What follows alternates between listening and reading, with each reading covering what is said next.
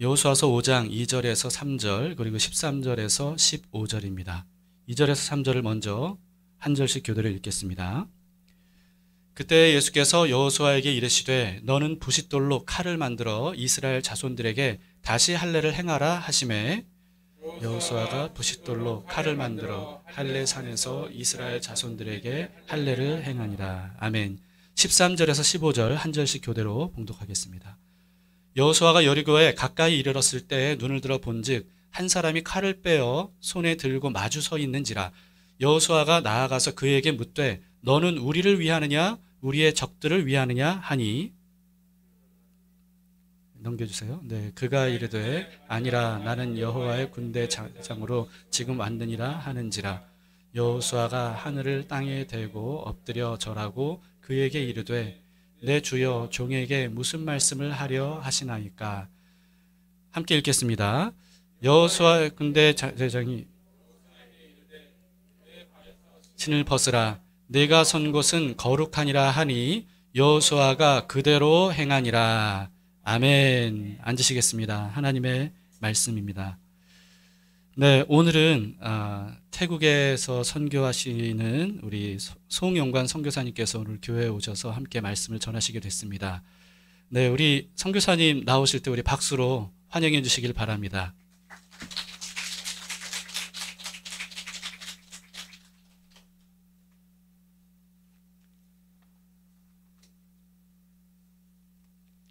할렐루야, 반갑습니다. 몇 년 만에 또 뵙는 것 같아요. 마스크를 써서 누가 누구인지 잘 모르겠지만 나중에 또 인사를 할 수 있으면 좋겠습니다. 저희들 그동안 이제 잘 지내고 사역하는 은혜 가운데 잘 하고 있습니다. 여러분들이 기도해 주셔서 이번에 저희들 와서 우리 최문정 선교사 이제 그 수술 잘 마치고 회복 중에 있고요. 또 저도 계속 치과 치료 받고 있습니다. 아마 올 가을, 늦가을이나 겨울에 또 한번 뵐 수 있을지 모르겠습니다. 얼마 전에 한국에 입국해서 제가 이제 사역했던 우리 이제 학생단체, 기독학생연합회 수련회를 갔다 왔어요. 그곳에서 우리 만난 후배 목사님한테 최근에 이제 대학생 사역에 대해서 좀 물어봤어요. 왜냐면 이제 제가 대학생 사역을 하다가 태국에 가서 올해로 20년째 이제 태국 대학생 사역을 하게 되는데요. 과거의 10년 그리고 태국에서 20년 서로 이제 비교하면서 앞으로에 대한 생각을 좀 많이 고민하고 기도하고 있는 중에 물어봤어요. 우리 후배 목사님한테 사역이 어떻습니까? 그랬더니 되게 힘들다고 그러더라고요. 코로나 기간 동안에는 뭐 전혀 저희도 못했는데 한국도 못했고 지금 상황이 조금 이제 열려서 캠퍼스들에 사역을 하는데 캠퍼스 선교 단체들이 있지 않습니까? 뭐 CCC 또 UBF 또 여러 단체들이 있는데 이런 단체들이 모임이 거의요 한 4명, 5명 또 그 많이 모인다고 얘기하더라고요. 그래서 그나마 지금 모여서 너무 감사하다고 하면서 많은 단체들이 사실 모임을 못 하고 있다는 얘기를 들었습니다. 또 거기다 이제 우리 코로나 기간 동안에 어떤 영향력들이 기독교 안에 미쳤냐면은 안티들을 많이 발생시켜 놨어요. 그래서 복음을 전파하는데 상당히 지금 방해를 받고 있죠. 대부분 우리 갓 대학생이 된 우리 해찬이 형제랑 같이 여기를 쭉 제가 괴롭히면서 물어봤어요. 여전히 이제 그 Z세대 요즘 신세대들이 가지고 있는 생각들을 물어봤더니 대부분 동의한다고. 어떤 저희 이제 가르치는 교수님이 이제 그 한 30명을 일 찾아가가지고 70대 된 할아버지가 이제 인터뷰를 해가지고 자료를 모아서 그걸 가지고 이제 결과를 이제 정리했는데 요즘에 Z세대들 소위 말하는 27세부터 15세까지 그 세대 사역자들의 어떤 한계 그리고 그들이 가지고 있는 이 세계관이 너무 다르다, 가치관이 다르다라는 이야기를 하면서 어렵다고 얘기를 하더라고요. 안티가 많다는 얘기는 저는 그 생각을 해요. 관심이 없는 태국보다는 오히려 낫지 않을까 그런 생각이 들어요. 너무 관심이 없어서 그러는데 안티가 많다는 얘기는 그만큼 기독교에 대한 가치, 기준이 있어서 그런 건 아닐까라는 생각을 하면서 위로해 봅니다. 사실 기대하는 바가 크기 때문에 그게 못 미치니까 실망도 크고 제 역할을 감당하지 못해서 어려움을 겪고 욕을 먹는 것은 아닌가, 그런 생각을 한번 해봅니다. 보통 선교사들이 이제 훈련을 받고 선교지에 가기 전에 가장 먼저 이야기 듣고 또 지금까지 계속 이야기 듣는 것이, 그 나라 가면, 저희는 태국이니까 태국의 문화와 상황과 사회와 모든 것들을 관찰하면서 그 사역을 어떻게 접근해야 될지를 계속 이야기를 듣고 있어요. 저희도 마찬가지죠. 대학생들이니까, 나이가 이제 50대 중반을 달려가는 사람들이 1학년들, 대학 1학년들 두고서 어떻게 접근해야 될까 두려움이 먼저 앞서요. 그래서 어떻게 이렇게 막 다양한 방법을 하면서 저희가 유일하게 할 수 있는 것은, 우리 늘 오면 제가 말씀드린 것처럼 조 목사님처럼 찬양을 잘해서 제가 찬양을 해가지고 사람들을 모을 수 있는 것도 아니고, 우리 사모님처럼 글 잘 써가지고 그 사람들의 마음을, 이제 사모님 책을 제가 사가지고 이제 몇 분에게 줬더니 자기가 다시 은혜 받고서 저기 회복됐다고 막 그런 고백들을 해요. 제가 그런 문필력 있는 것도 아니고, 뭐 그렇다고 제가 누구처럼 잘생긴 것도 아니고 그냥 평범하지 않습니까? 그러니까 학생들한테 다가갈 그런 뭐가 없어요.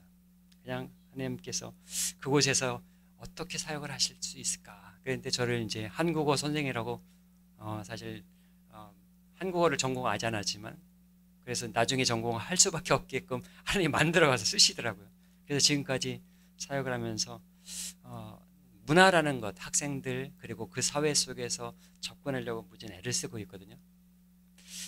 최근에 뭐 뒤지지 않으려고 공부를 계속 하고 있어요. 그리고 책들 읽으면서 어떤 책을 보니까 이런 내용의 책이 있었습니다.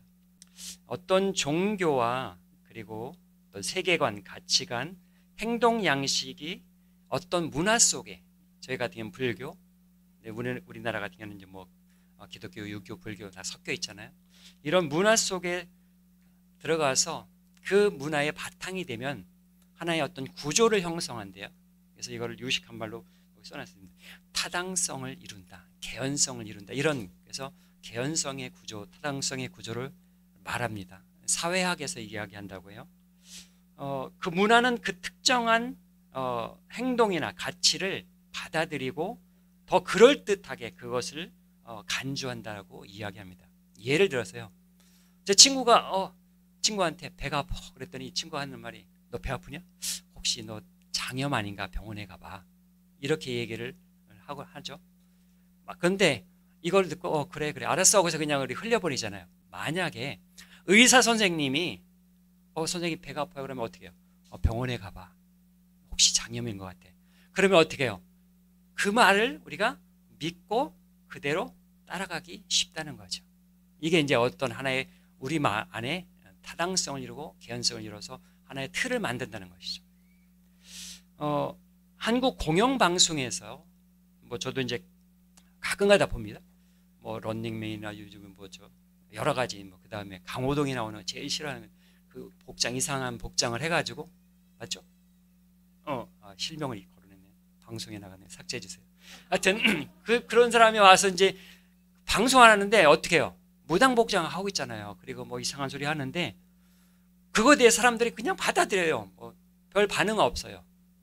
저같이 이제 불쾌한 사람도 있겠지만, 그러나 우리 사회가 그거를 그냥 받아들이죠. 그런데 만약에 그 방송에서 우리 조혁재 목사님 나와서 복음을 전하거나 우리 한근영 사모님 나와서 그냥 예수님 믿으라고 하면 어떻게 해요? 수많은 댓글이 달 거예요. 막 기독교부터 해가지고 거기다가 아이자를 하나 더 붙이는, 어이자를 붙이고 막 해가지고 댓글을 달면서 심지어는 막 방송국을 폭파시키겠다고 막 가는 사람들이 있을 수 있다는 거죠. 이 얘기는 기독교 사회가 아직 되어지지 않다는 것이죠. 그거를 우리 구조가, 사회가 받아들이지 않고 있어요. 오히려 우리는 승려가 나와서 설법에 대해, 인생에 대해서 얘기하면 별 말이 없어요. 무당이 나와서 뭐라고 해도 위정자부터 가장 높은 사람부터 지금 그러고 있으니까 별 반응이 없을 수 있어요. 그런데 기독교는 상당히 지탄을 받고 있어요. 그만큼 사회가 기독교적이지 않다라고 할 수 있겠죠. 태국에도 마찬가지입니다.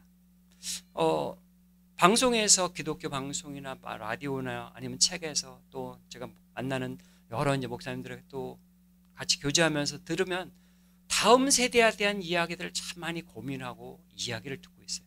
다음 세대 사역 어떻게 할까? 저도 고민하고 아마 우리 목회자들은 다 고민하고 있습니다. 근데 다음 세대 가운데 사역을 위해서 가장 중요하게 생각해야 될 부분이 무엇일까?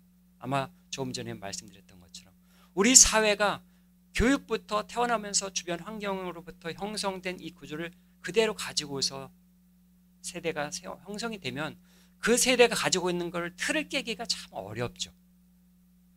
물론 기독교적인 가정에서 배경에 선 사람들은 그 구조 속에 살아갈 거예요. 그렇지만 그런 구조 속에 살아가지 않은 사람들은 이 부분에 대해서 상당히 어려움, 위험을 직면하고 도전을 직면할 수밖에 없을 것입니다. 저는 이런 어떤 배경을 가지고 오늘 성경을 선교사이기 때문에 이런 이해를 가지고 오늘 본문을 좀 보아봤습니다.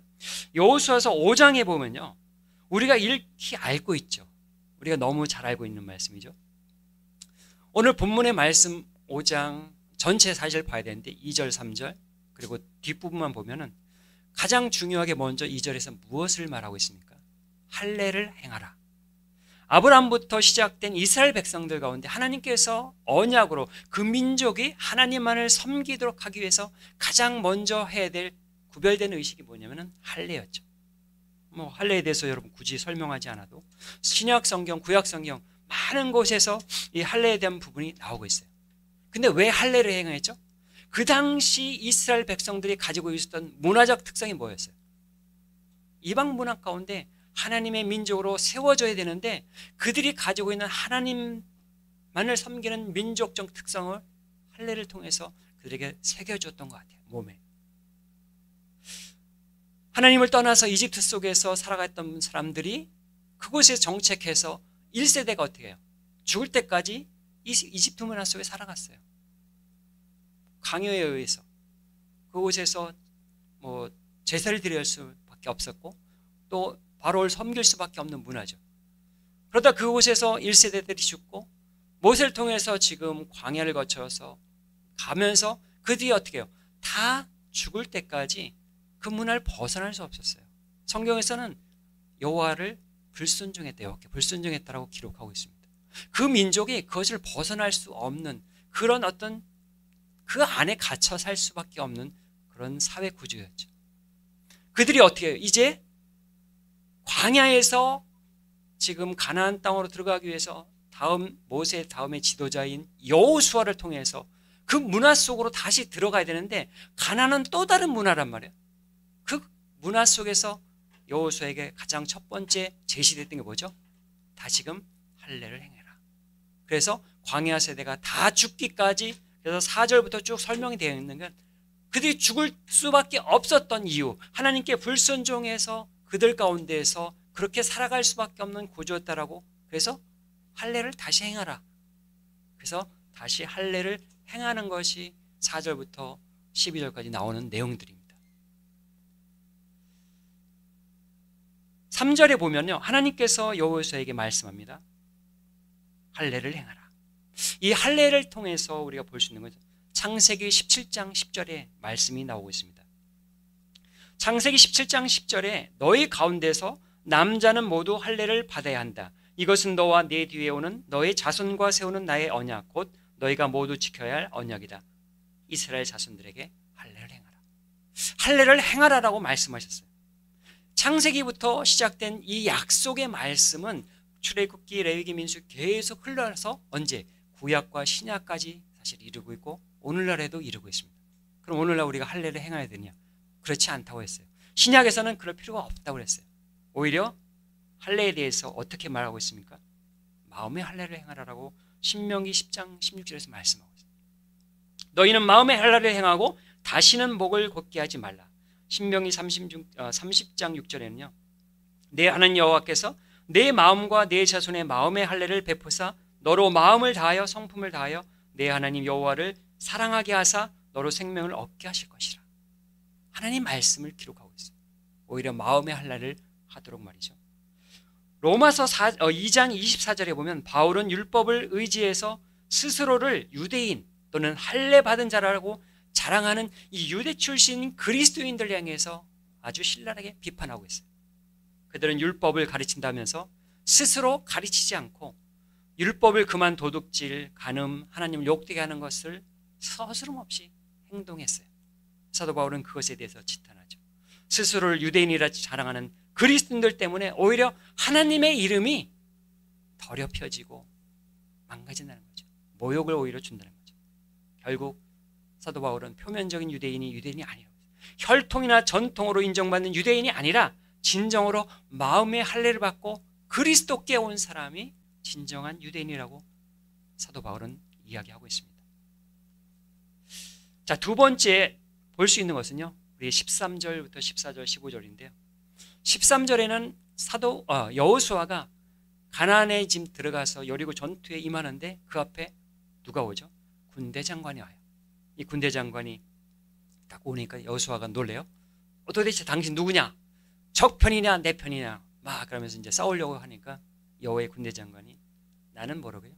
여호와의 군대 장관. 이 말을 사실 거슬러 올라가서 출애굽기 3장 5절에 보면 우리가 그 근거를 찾아볼 수 있어요.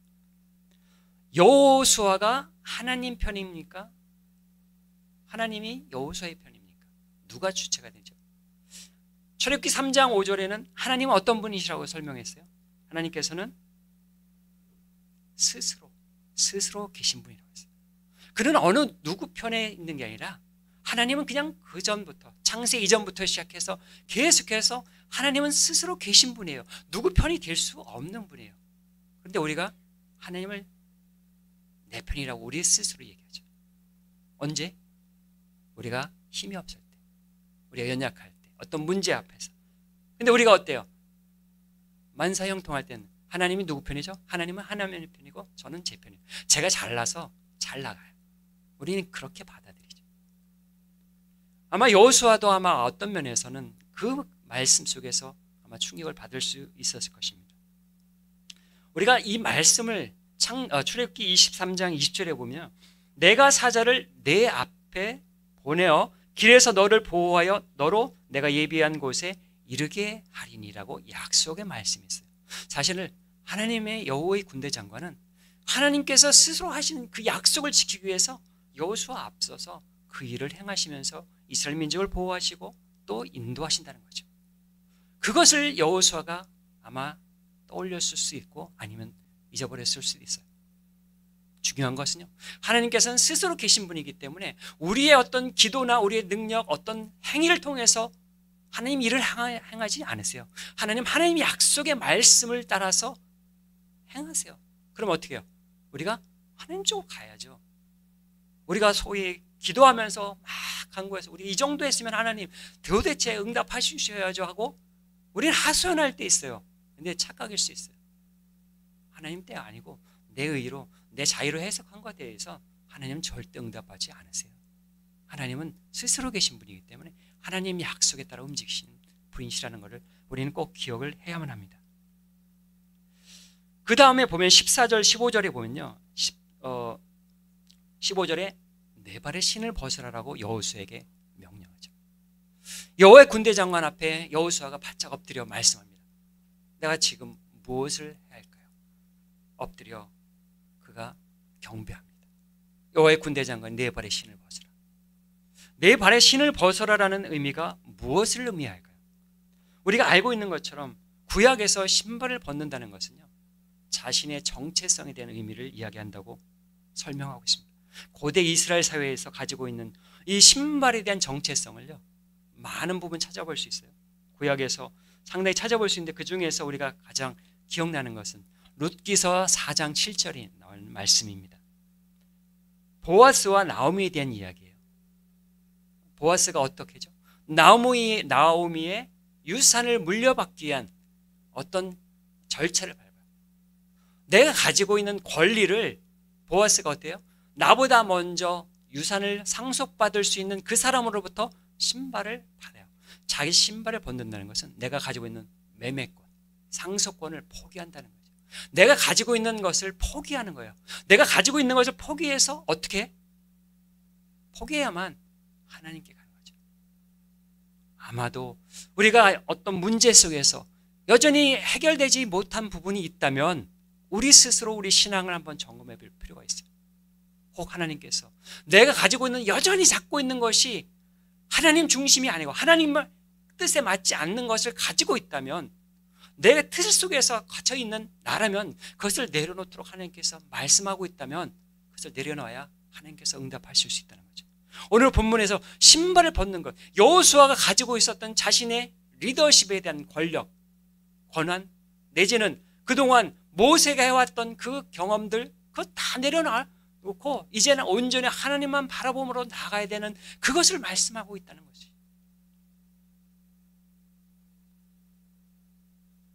한 사람이 다른 한쪽 사람에게 자신의 신을 벗어서 주는 어떤 이스라엘 관습처럼 우리가 가질 때 우리 가지고 있는 것을 내려놓아야 될 필요가 있다면 당연히 내려놔야 되겠죠. 우리 이제 대학생들이 졸업하고 뭐 이력서라는 걸 쓰고 이제 취업을 하지 않습니까?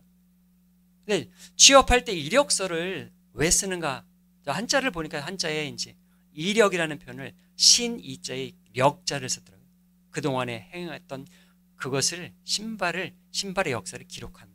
그래서 한자의 의미를 설명하는 거 보면서 아주 참 재미있다. 잘 설명했다는 생각이 듭니다. 그렇죠. 우리 신발이 우리 삶의 역사잖아요.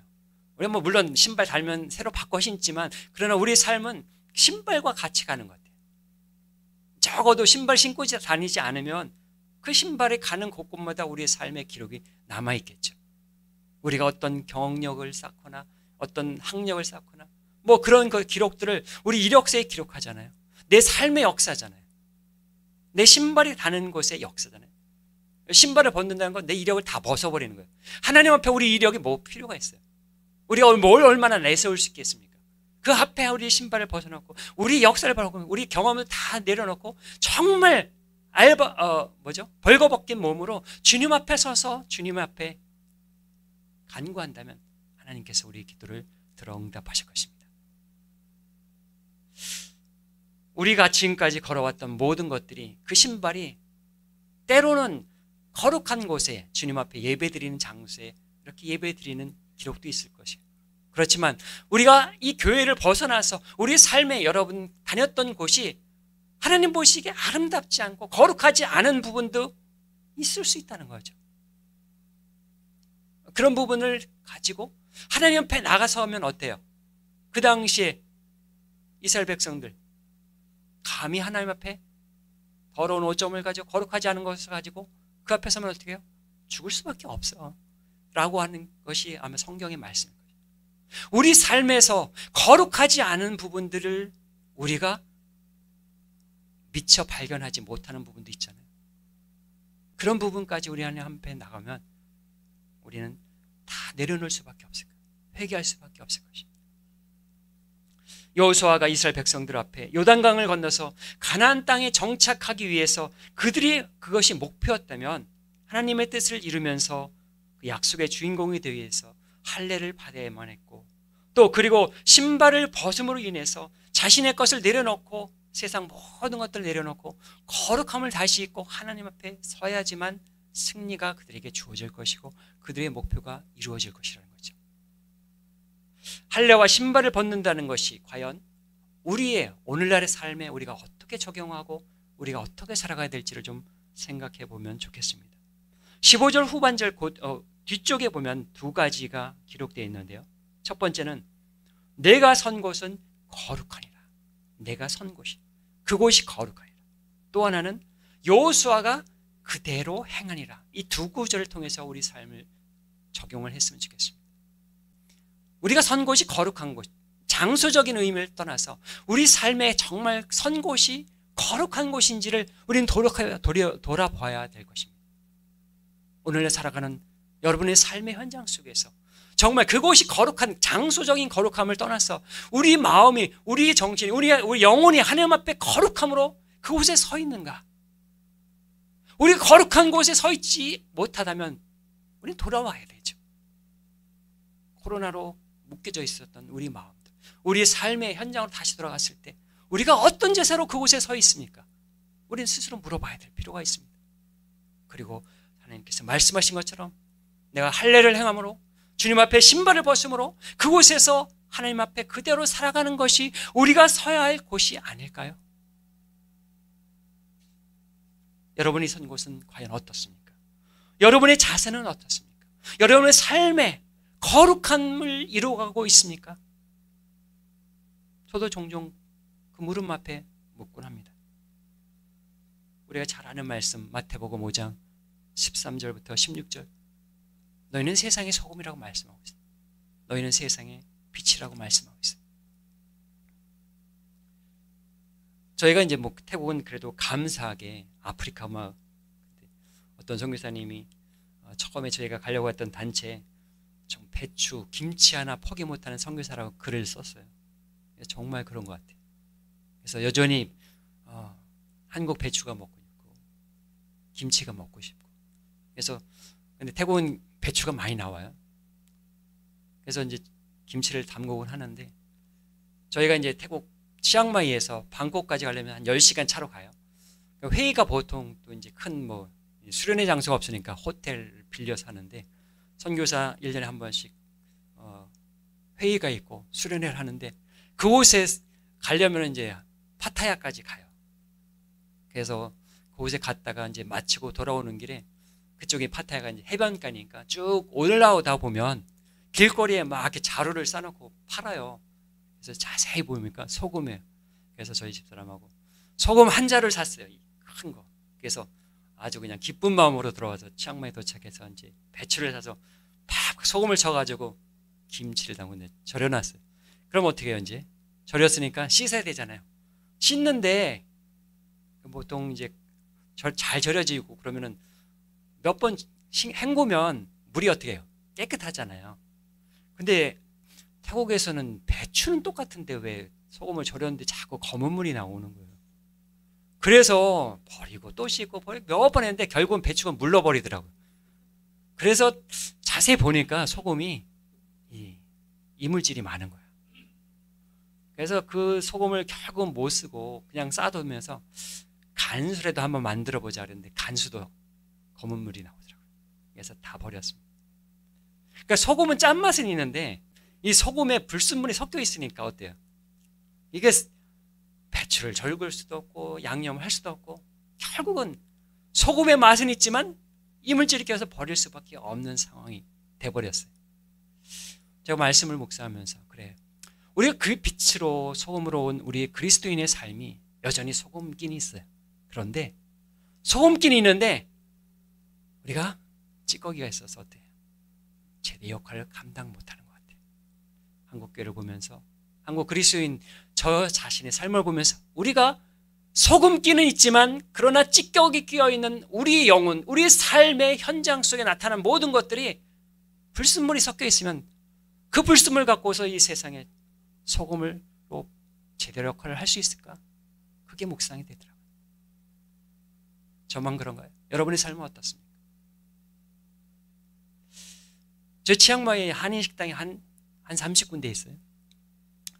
최근에 저희 나오기 직전에 어떤 분이 명동에서 유명한 칼국수집을 했던 분이 치앙마이에 칼국수집을 열었다고 해서 우리 선교사님이 식사하자고 해서 모임에서 가서 이제 식사를 했어요. 막 식사를 하는 중에 우리 그 선교사님이 그 칼국수집을 연 그 사장님하고 친하다고 하면서 이제 사장님을 소개하는데 이런 얘기를 하더라고요. 여기 이렇게 등불이 있잖아요. 근데 왜 빛이 있는데 그분이 뭘 했냐면 치앙마이대 후문 쪽에 그냥 기독교인인데 독서실을 해요. 그 독서실을 하면은 이제 독서실 이제 그 등을 한국에서 다 수입해 왔다고 그러더라고요. 가져왔대요. 와, 대단하다고 그러면서 이분이 눈이 되게 좋아가지고 한국에서 태국 등을 쓸 수가 없어서 가져왔대요. 그래서 왜 그러냐고 했더니 이 태국 등은 이렇게 비치면은 이렇게 빛이 아른아른 거리는 거 있죠. 왜? 그림자처럼. 그게 심하다고 하더라고요. 저도 집에 와서 스탠드를 제가 3개를 키우거든요. 그래서 이렇게 보니까 진짜 약간 어른어른 거리는 게 보여요. 그 전까지는 사실 20년 동안 살면서 의식 못 했는데 그렇게 자세히 보니까는 그게 보이더라고요. 그래서 그럴 수 있겠구나. 내가 그 생각을 하면서 성경 말씀을 오늘 빛으로 소금으로 빛의 역할. 근데 빛이 우리가 제대로 빛을 비치는데 정말 절대적인 빛, 하나님의 거룩한 빛이 우리를 통해서 세상을 비춰야 되는데 우리가 어른거리게 만들어요.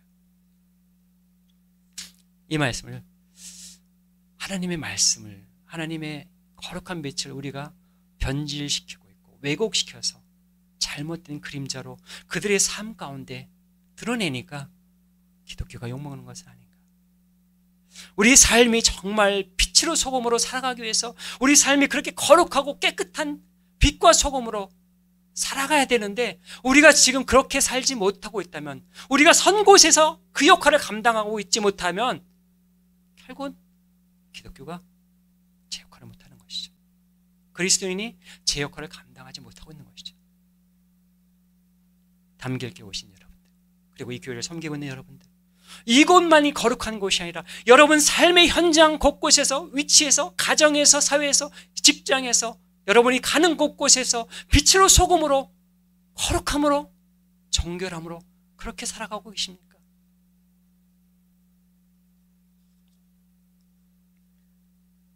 내가 선 곳을 거룩한 곳으로 만들어야 될 손 부르심을 우린 받았습니다. 선교사인 저희들은 태국에서 살지만 더 어려운 환경 속에 있는 여러분들은 더 거룩해야 돼요. 저는 그렇게 도전하고 싶어요. 저희는 외국인이니까 그렇게 구별됐어요. 그래서 보호를 받아. 어쩌면 불교니까, 제가 기독교니까 보호를 받아. 근데 여러분은 이 사회 속에서 정말 전투적으로 도전받으면서 사회 속에 살아가고 있어요. 그 삶 속에서 빛으로 소금으로 역할을 감당하지 못하고 그 도전을 이겨내가지 못하고 여전히 삶의 어려운 문제 때문에 자신의 문제 속에서 헤어나오지 못하는 부분이 있다면 주님 앞에 우리 다시 한번 기도하면서 외쳐서 우리의 문제를 넘어가도록, 우리가 하나님 앞에 거룩함으로 회복되도록 주님 앞에 간구해야 되지 않겠습니까? 우리 다시 한번 돌아와야 돼요. 어떻게?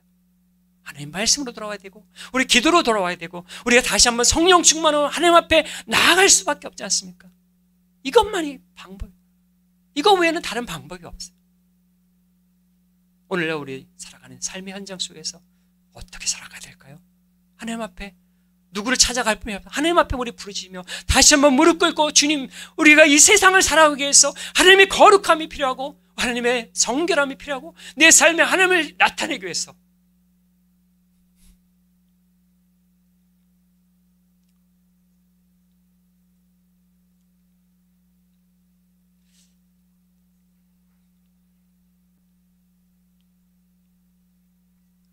우리가 돌아가야 되겠죠.